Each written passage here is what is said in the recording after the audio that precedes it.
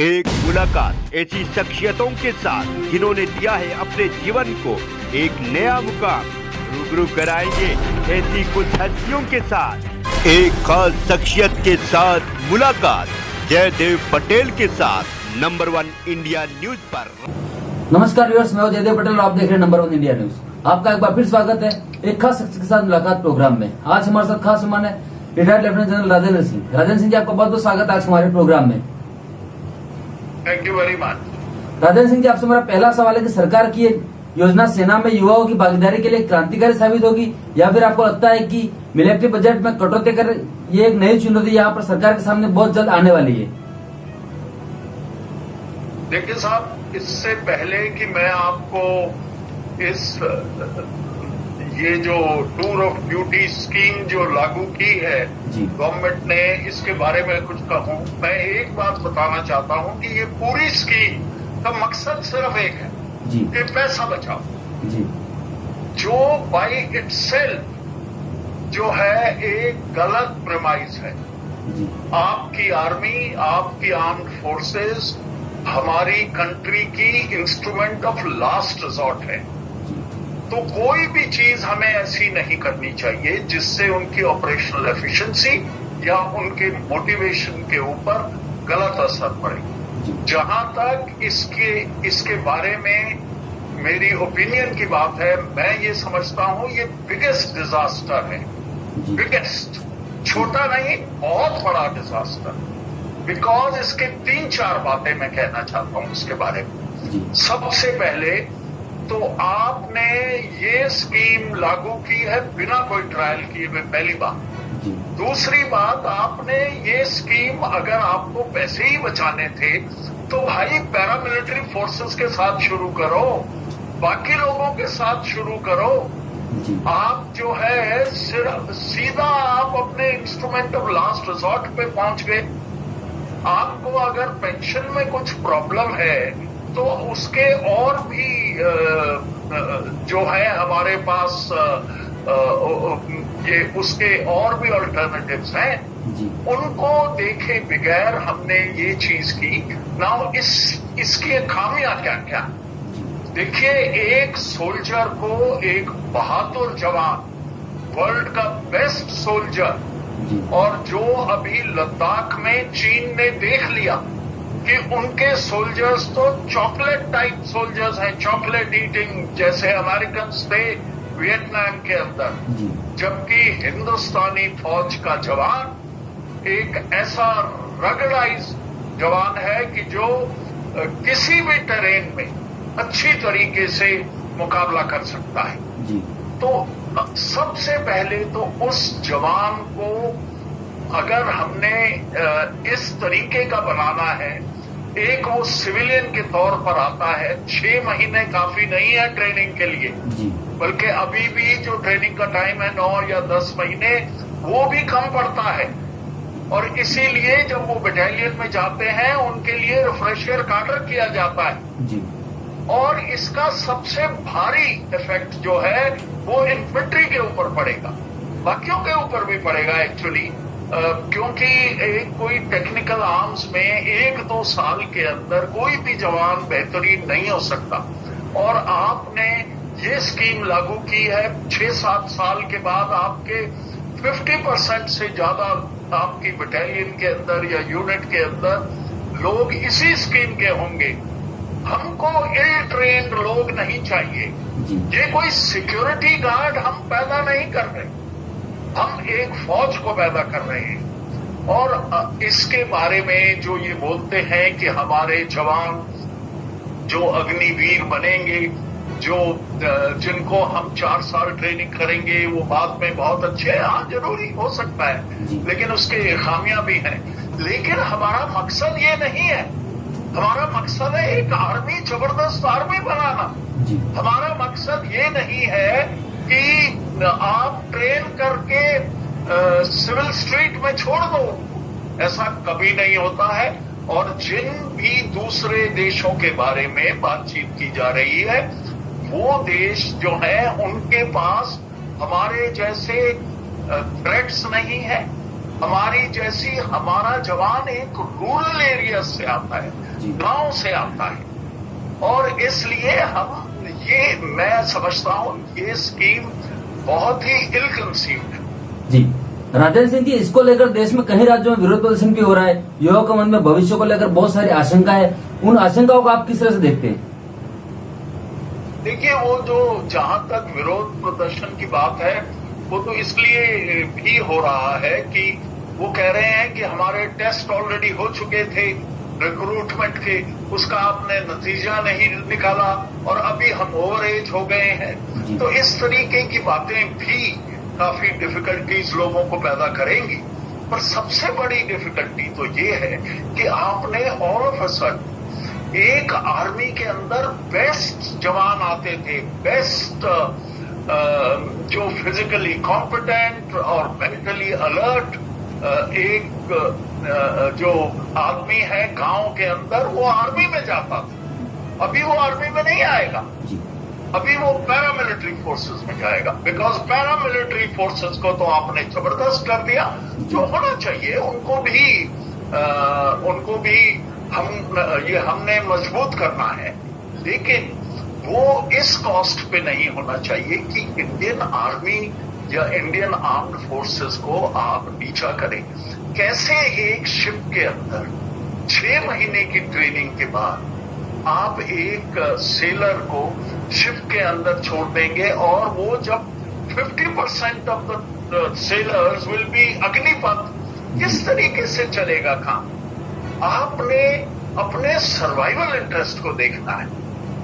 हमारी फौज, देखिए, मैंने पहले भी कई बार बोला है कि मेरे को मौका मिला है एक यूनाइटेड नेशंस की पीस कीपिंग फोर्स को कमांड करने का, और मैंने कोई 41 देशों के सैनिक देखे, और मुझे बहुत गर्व होता है ये कहते हुए कि हमारे देश के सैनिक बेस्ट हैं।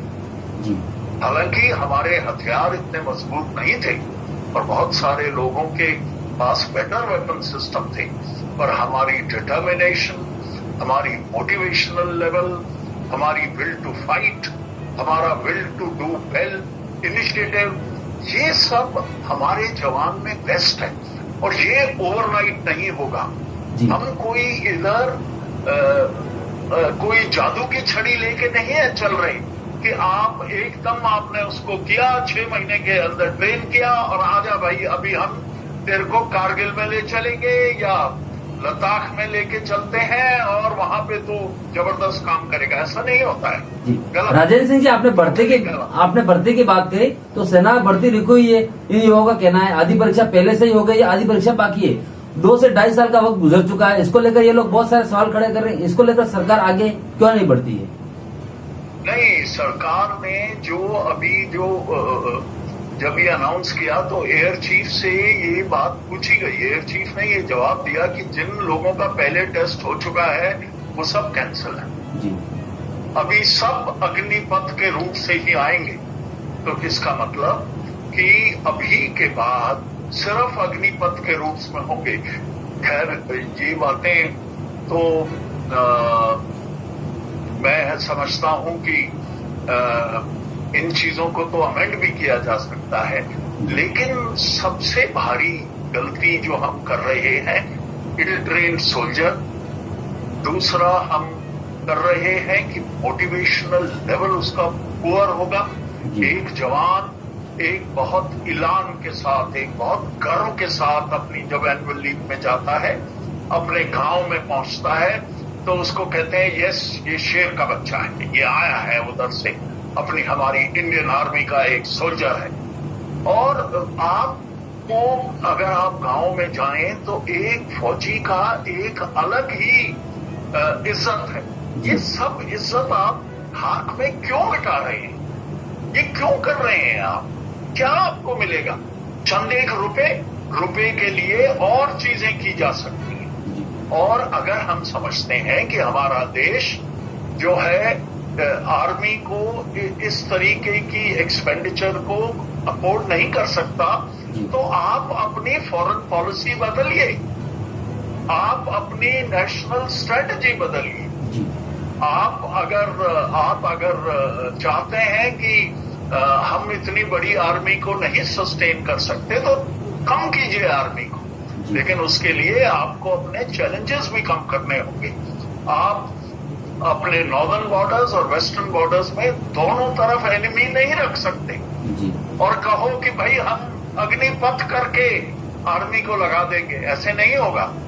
और देखिए मैंने बहुत साल आर्मी देखी है और मुझे ये गर्व है कि मैं डायरेक्टर जनरल इन्फेंट्री बना था, और पर मुझे ये स्कीम देखकर बहुत दुख हुआ है।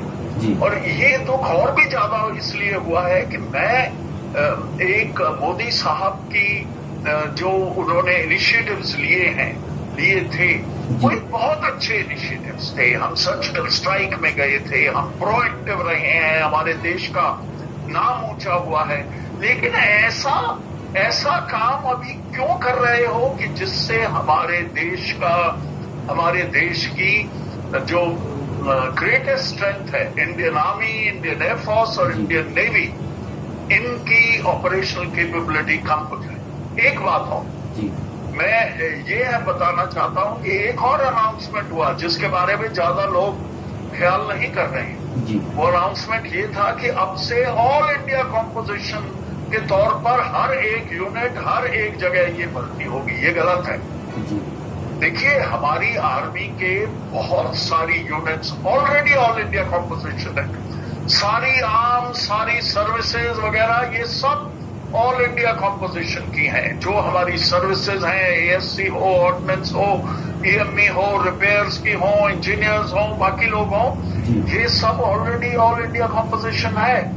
द बिगेस्ट प्रॉब्लम इसके अंदर ये आएगी कि इन्फेंट्री की यूनिट्स में सिर्फ उन रेजिमेंट को जो आजादी के बाद खड़ी हुई, जहां पे कॉम्पोजिशन ऑल इंडिया है, बाकी सबकी हिस्ट्री 100 साल, 150 साल, 200 साल, कई जगह 275 साल पुरानी वो रेजिमेंट्स हैं और उन रेजिमेंट्स का एक इतिहास है। जैसे मैं अभी मेरे को मौका मिला था सिख रेजिमेंट की एक फर्स्ट सिख में जाने का, वो उनके जवानों में, उनके ऑफिसर्स में आप देखिए क्या प्राइड है। आप उनकी अगर कॉम्पोजिशन बदल देंगे तो वो प्राइड को के ऊपर जरूर झटका लगेगा। ऐसे नहीं करना चाहिए। ये कई बार कोशिश भी की गई और ये फेलियर साबित हुई। प्रॉब्लम्स इन्फेंट्री में आएंगी, प्रॉब्लम्स आर्मर्ड कोर में आएंगी, जो आपकी फाइटिंग आर्म है, जो आपका कटिंग एज है।